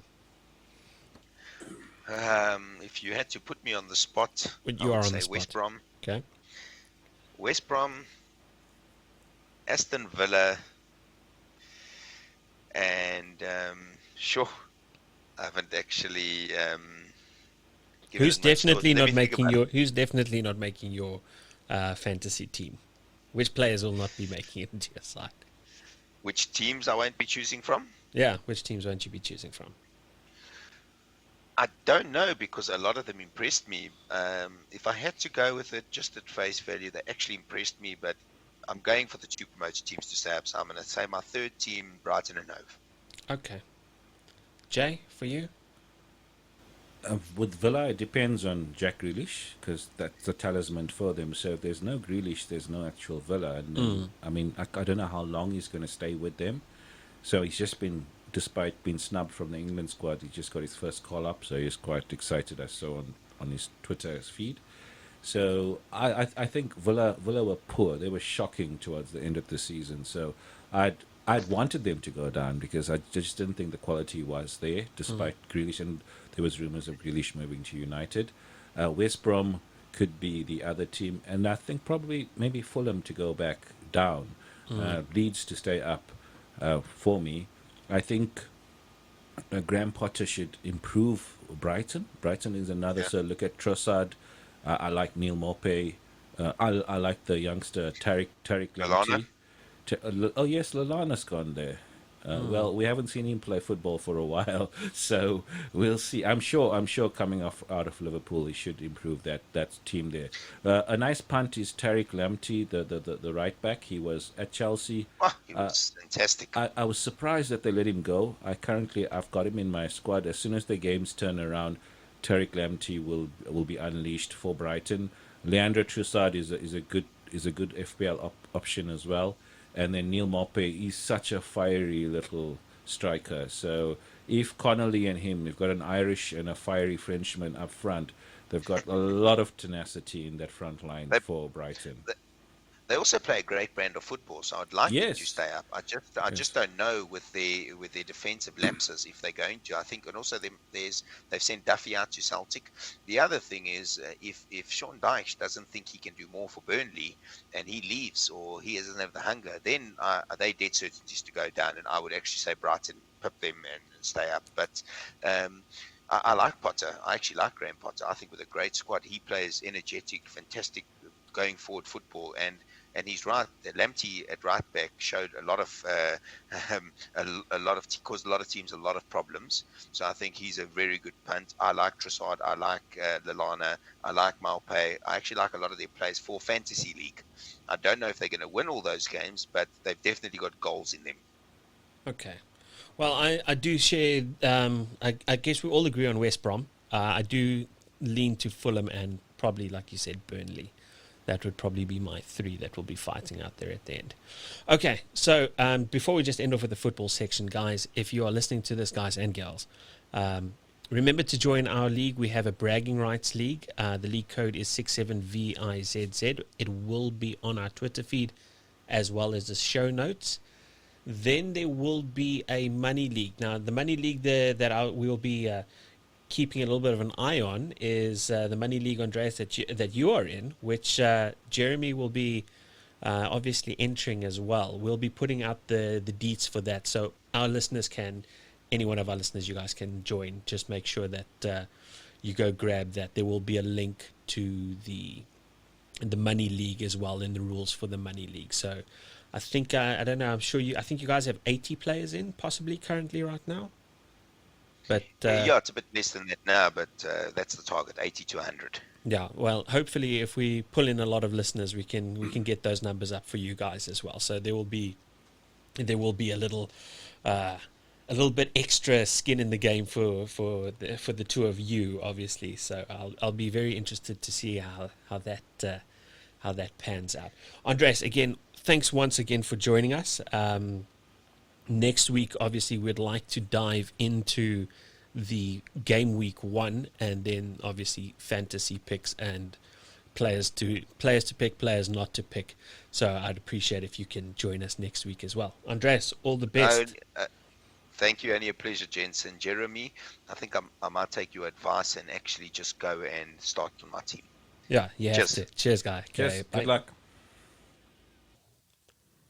Jay, right, let's dive into Formula One. Monza this weekend, Ferrari, again, you stated it earlier, last season, on top of the podium with Charles Leclerc. This season, is there even a point there for them? Do they even make points? It is Ferrari's home Grand Prix, and they've racing pedigree. They're the oldest team in Formula One currently, and Charles did win last year. I was there in a Ferrari shirt. I must say I'm not a Ferrari supporter, but I didn't want to get into trouble with the Tifosi there wearing something else. Smart move. So, and it was quite an experience being at the Temple of Speed at Monza, and I think the way they're going to get away, there's no crowd, so that weight of expectation from the crowd and them getting onto the track and all of that with the red Ferrari flags, I think that's not going to be there. Last week I called the power mode changes, and I don't know where I got that wrong. However, it seems that this Grand Prix they're going into it with single power mode, so party mode as such. But does that not benefit Mercedes because now they're going to run higher or hotter? Well, that's the thing. So then, and with these aggressive drivers, so if Mercedes, as you alluded to, keep the party mode going, it would then free up Bottas. So this last Grand Prix, listening to the team orders come over the radio that they're not going to risk the cars and switch between power modes in order to let Valtteri race. And Valtteri's response was, I wasn't aware of this. Plus, I think Hamilton, from a commercial marketing point of view, he ticks all the right boxes for Mercedes. So I was frustrated because I had taken a punt at 15-2 on Valtteri, and because the rain didn't come, so my original punt would have been Verstappen, and with no rain and the power modes, that domination that Mercedes had. So I said, if there was anybody at 7.5, would be Valtteri, and when I heard that, it just was a punch in the stomach. Already race control controls when they switch the DRS on. Already the teams control now the various power modes. We might as well put a monkey in the car and get them to drive it around. So Formula One has lost that, giving the drivers the power and the decision making, and let them break it. Because we want that. We want a driver pushing too hard, over revving, damaging the engine, and someone else comes in. But for the longevity of the sport, it's the whole reason why they don't allow them to break it, is because they work in budgets to allow smaller teams. Well, if that's the compete. case, this last Grand Prix was the entire Grand Prix was basically the formation lap with the first three. We watched that the entire 44 laps. So there's no excitement there for us as fans. So let somebody push, let a Bottas go and challenge. So on that note, if the power advantage is taken away, or the drivers now have a single power mode where they can brake the car, it would leave the skilled drivers and give them an opportunity to come into the race. So we probably could see a Vettel make a lot more places during the Grand Prix. It will give the drivers like the Daniel Ricciardos, those who take care of their cars, the Perez's with experience, an opportunity to compete, because we're going to get Max driving the wheels off the car in order to compete. And that's going to create a much bigger drive, from a fan's point of view, a greater experience for us to enjoy. So I'm all for that. Right now, there's way too much control given to teams and race control. Give the power to the drivers. Let the drivers make the mistake. Let the drivers decide. At the end of the day, so when I was at Monza, the merchandise alone, 45 euro for a Max and Hamilton cap. I mean, that's crazy if you look at in terms of conversion from a South African point of view. So you paid the merchandise, $95 was general admission to the Grand Prix. I think lunch cost my wife and I around, I think it was about 25 euro.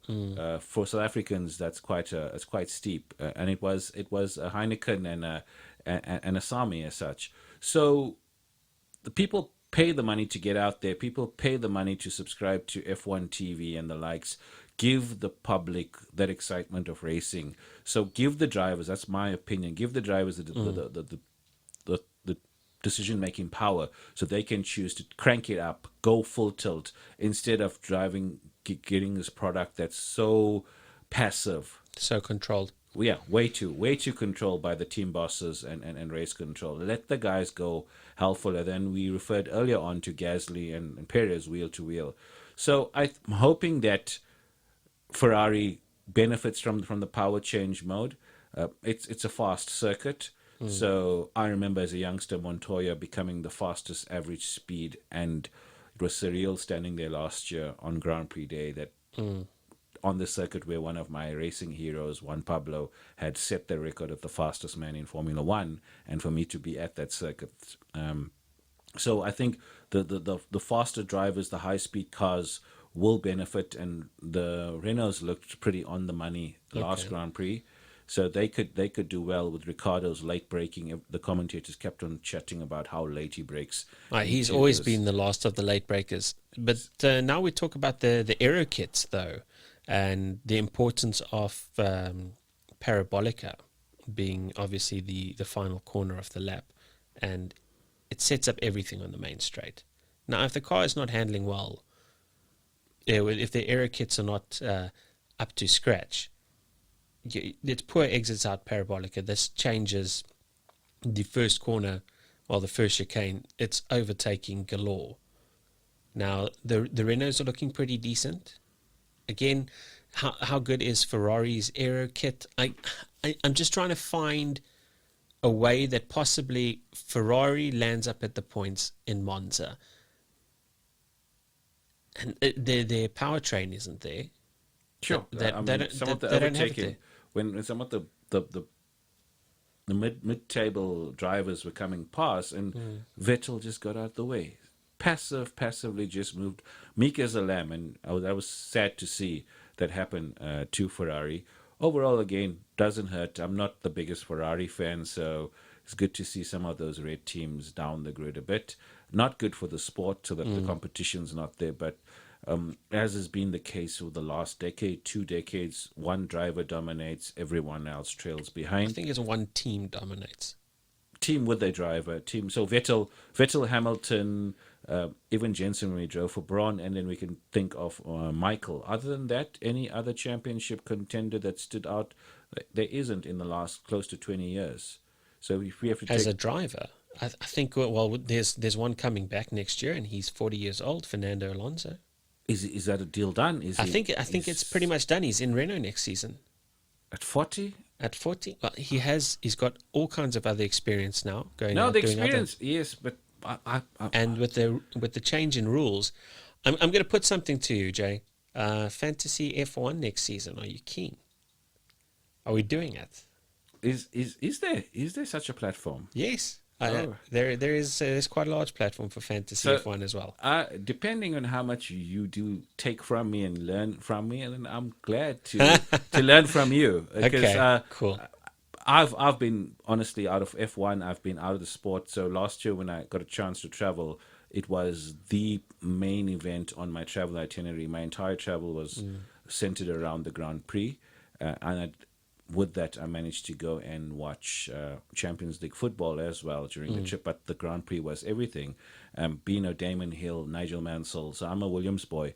So I go that far back, and it's changed a bit. So it's a bit disheartening watching the amount of power that the teams have, that the race control has over the race. You can't speed in the pit lane. There's no fueling up any longer. Those balls are fire. But dude, the Belgium Grand Prix, that crash with Russell and Giovinazzi, when those when the camera panned to those two cars and there was no movement, looking at the carnage and the wreckage, I thought You assumed the worst. there was something here, because nobody had moved. Normally, from my Grand Prix experience, the steering wheel's out, the driver's already reaching out. And for that, I think it was 10, it seemed like eternity, but 10 to 15 seconds, just the carnage of the wreck, and nobody moved. And I said, no, I'm not witnessing this. This is not happening. And I was quite happy to see that both walked. Always happy to see people walk away. What I am not happy to see, and this is my pet peeve about watching Formula One or any motorsport, is the need for whoever's in charge of the footage that we watch to watch the reaction of a garage. How does that help me? I'm trying to watch the very sport that they're watching, but I must watch them react to the thing that I'm reacting to.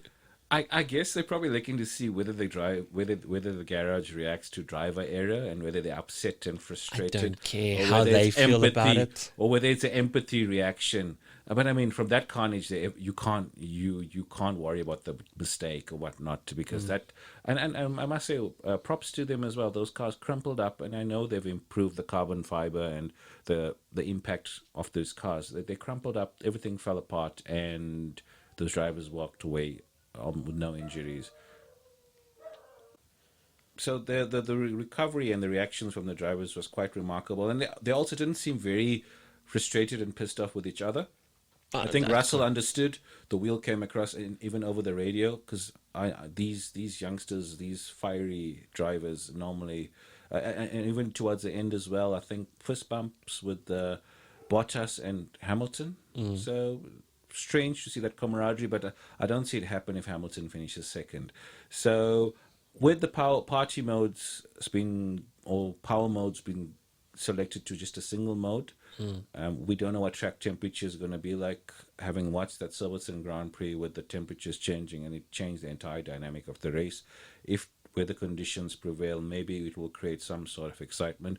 But yeah, as a fan, I'm just looking forward to them giving the power over to the drivers. Let them make the decision, let them race. And Ferrari, if they're off the pace, then it's just back to the drawing board. They're probably one of the richest teams out there. They just need to go and get, I don't know how much coronavirus has affected them, because Italy was ravaged by corona, and during that time where teams generally invest in development, we don't know what the impact could be to the team. Sure. So maybe we can use that as an excuse for them not having developed a car that's on par. I don't believe there's any excuse, let alone we speak about Monza this week. I think Mugello's next week, and then 2 weeks after that is Imola. So 3 Grand Prix in Italy in what is Ferrari's worst year in a long time in Formula One. Yeah, without the fans, but I think without the fans, They still travel. There's people that line streets at times. So that's probably going to happen. I think when they reach Monaco, that would be nice to see the fans back for the Grand Prix. Yeah, sure. Okay, so if you'd like to give a little vote on that, there's a little poll on our Twitter feed. Can Ferrari score points at Monza? Is that poll out today? Yeah, I'll be pushing it out along with the show. Okay, cool. Then if we can just quickly dive into the US FedEx Cup Tour Championship final. Top 30.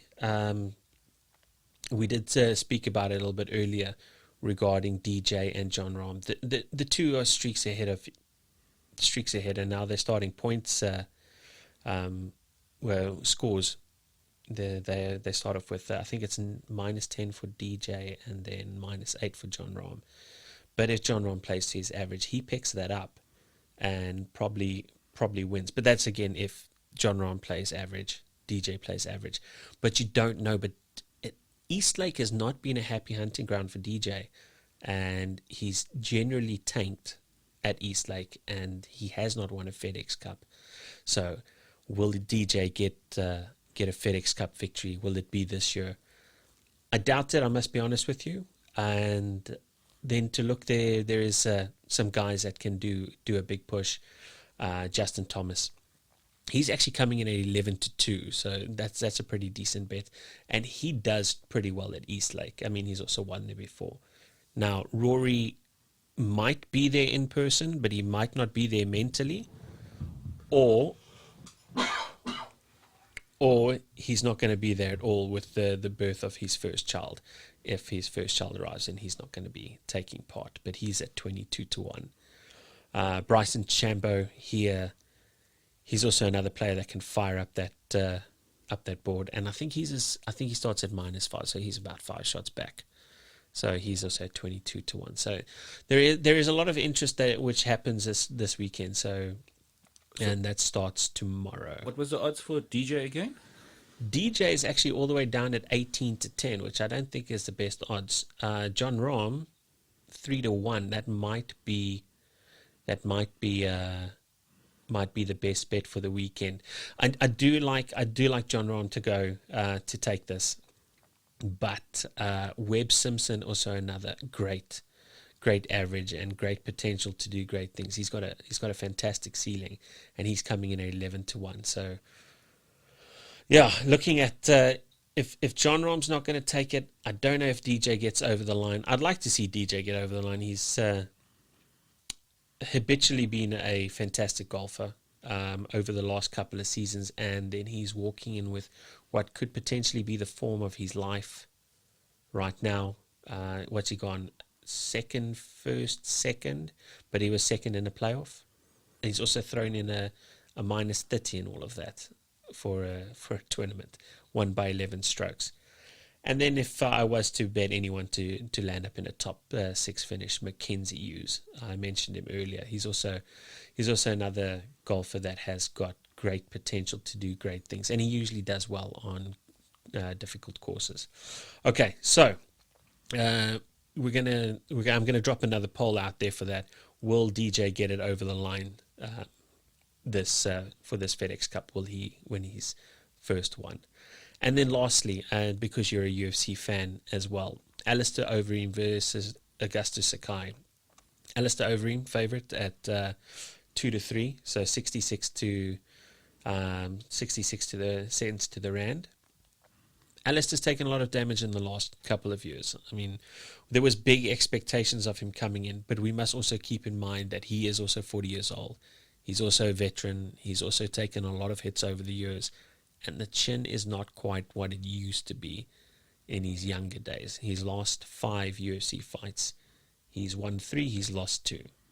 Now, the guy he's fighting against, Augustus Sakai, he was the winner of Dana White's Contender Series in 2018. And since then, he has backed it up with 5 heavyweight division wins in a row. Given, did he win? Did he beat the top contender guys? The answer is probably no. But his last decision, his last fight was won by decision. How do you see Alistair performing for this one? Well, it looks like Alistair, yes, it seems like Alistair's been fighting forever. 21 years, pro. Well, it is then. And it's probably for the last 15 odd years I've been following UFC and MMA. I think if he doesn't do it now, he's not going to get a chance, and this will be the twilight and the lights going down, the curtain going down on his career. I got to see what one of those 3 wins that where he performed, and I was surprised. He looked fresh. He looked rejuvenated. He looked like a different Overeem.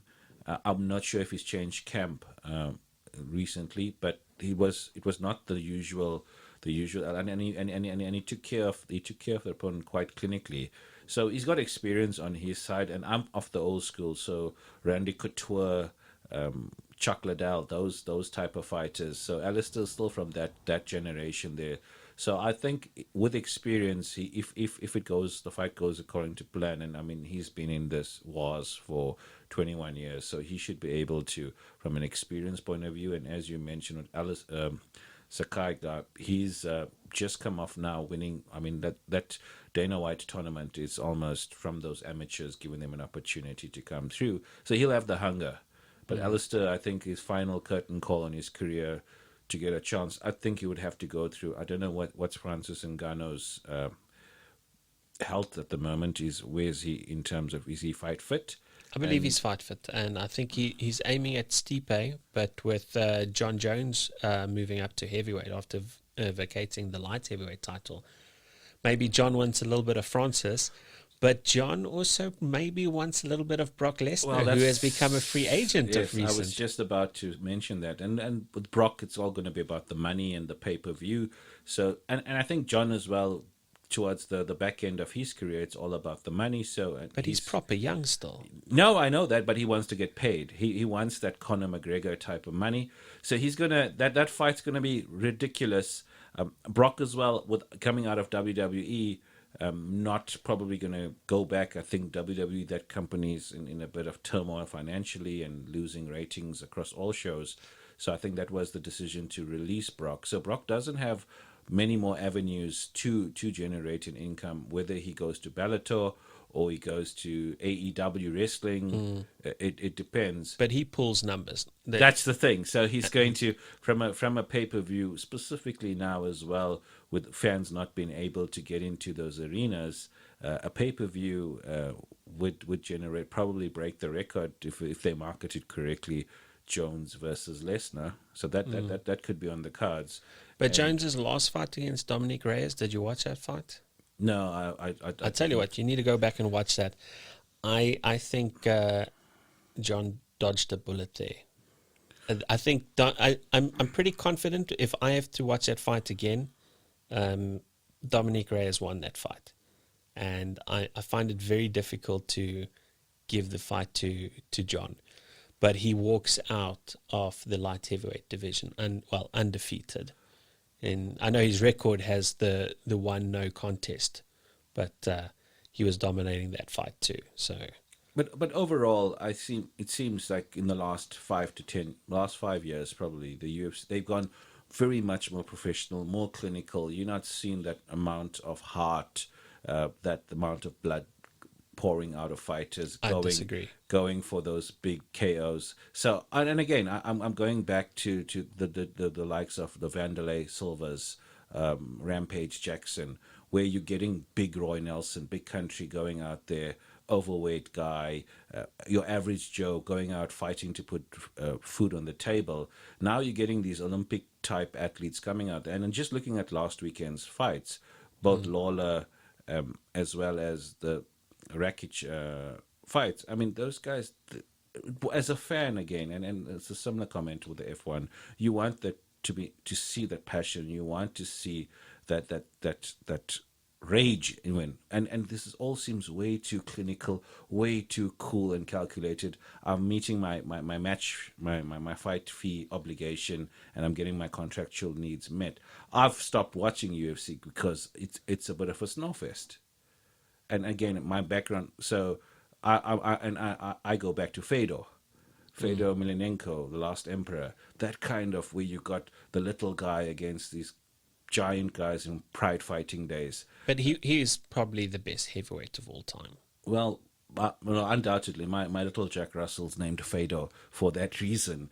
Fair enough. So I just again, and I used last week's matches as a yardstick, and then even prior to that recent time, when UFC's on, I changed the channel, and I'm a guy that's got the first 100 UFC DVD collection, and I've watched them back to front. Days of Shogun, Rua, that kind of fighters, and looking currently now at the way the fights are going down, and to the rares, and in John Jones, specifically John Jones, it's just to seem to get a paycheck. Now, look, I don't know if John's heart is really in it. I know he enjoys some extramural activities on the side, so I don't know where his focus is. Yeah, I'll tell you what. I've watched some good fights. Again, maybe it's because you have been, like you said, putting off when you see the UFC. It's not always the main card that might be the most exciting. It might not even be the main fight of the night. I mean, if you look at the division main now. events. So Ngannou and Israel is the other guy that Israel Adesanya. Yeah, those fantastic. Two, they bring a bit of excitement to the divisions that they're in. But I mean, other than that, the rest of them I don't seem to get the same. In the ladies division as well, the fighters seem to leave. They don't seem to be able to get the push. I mean, other than Conor, probably comes the time of Conor is where I've kind of switched off, because Conor hyped it up to such an extent, and post Conor, are you buying into a WWE type style of? Is that what? Do you want that type of drama? Not necessarily the drama, but just looking at that generational fighter, that group. So the Khabib Conor. Khabib's fantastic. And Khabib hasn't fought in a bit. Okay, there was restrictions, and then he also doesn't fight during Ramadan. Yeah, and then obviously with his dad dying, it's a terrible. It was COVID, I think. I think as well. You know, condolences to the McNamara family, but that's sure it's a tough one considering how close Khabib and his dad were. Yeah, you know, it will be very interesting. I know he was out running apparently recently, so he's back into a more focused energy towards fighting again for the first time in a long time. So apart from those three fighters, Ngannou, Khabib, and Israel, they don't seem to have the other fighters in the different weight divisions that seems to pull that kind of fervor, that kind of following.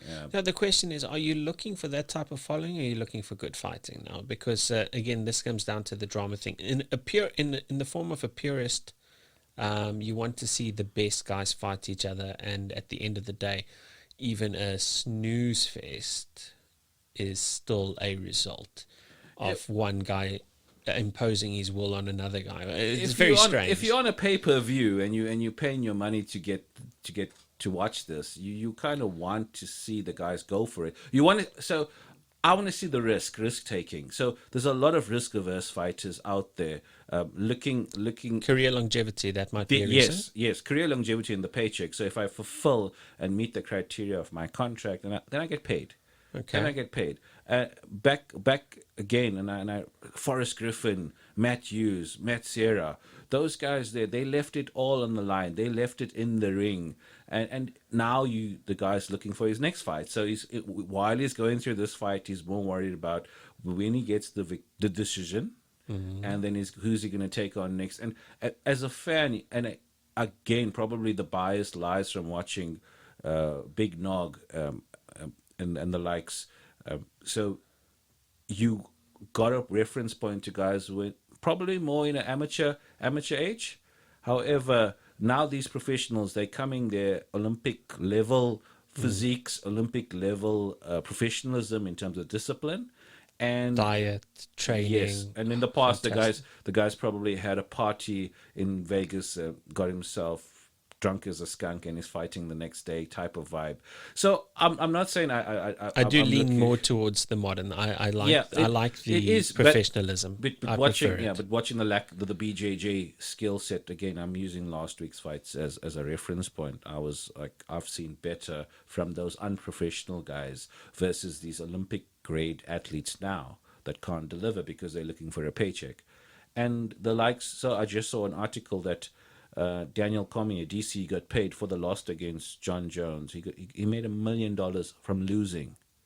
Yeah, which is actually not all that So, much considering. no, this was I think one of the earlier Jones DC fights. So for a loss to make $1 million from losing, Well, you're pulling the card. Look, pay-per-view, yeah. It's they're bringing in the numbers, and I'm surprised actually. As I think they could get paid a little bit more. But yes, again, UFC is the juggernaut.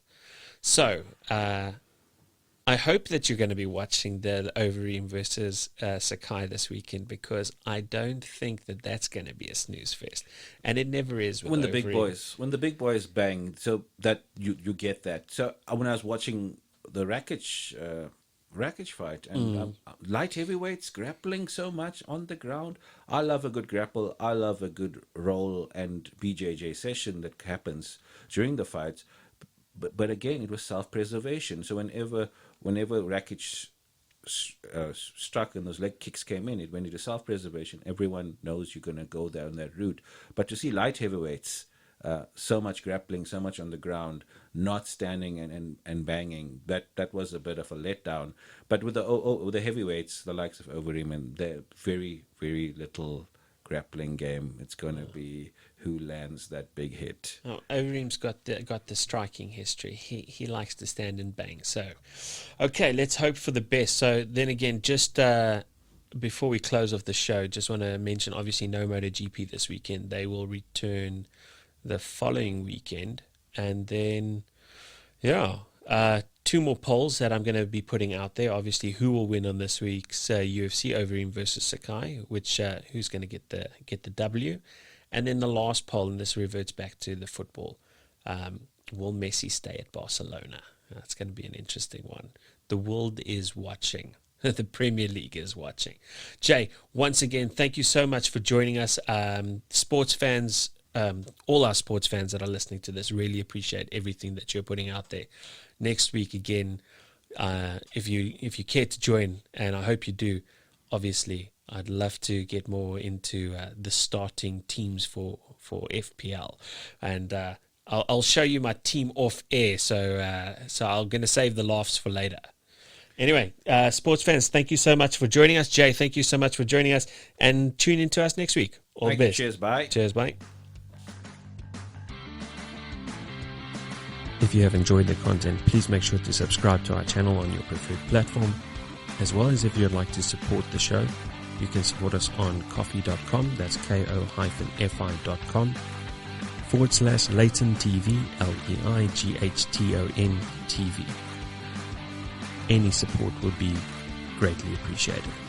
Catch you at the next episode.